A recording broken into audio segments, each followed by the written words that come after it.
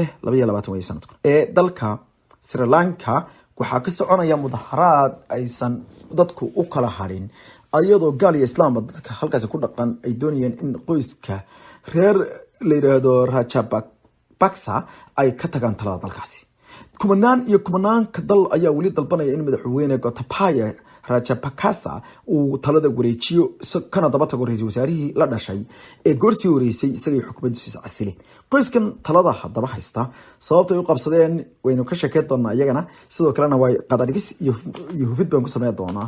sababta markii hore qoys kaliya talada loogu dulqaatay waxa ay dadku horta kiciyay oo ka cabanayaan dhaqaale darro aad iyo aad u weyn ayagoo dadku ay ku banaan baxayeen aaga loo yaqaano the girl face green ee magaalada Colombo ee xarunta dalkaasi ku yaala marka jasiiradda dhinaca bad weynta ku taal ayaa waxay ka dalbanayeen dadkaasi inay iskaga tagaan qoyskaasi talada reerka.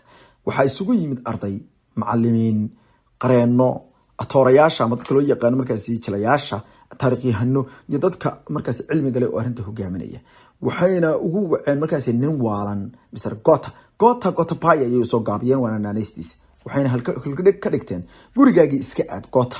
dadkan ayaa waxa ay sheegeen inay yihiin dadka diimaha kala duwan oo dhan waxaana bishii Abriil sanadka 2019 dalkaasi kala qaybsanaan xoogan ku keenay weerar ka dhacay oo lagu qaaday maalintii loo yaqaan Good Friday weerar halkaas ka dhacay oo dad badan ay ku dhinteen 250 gaadhay.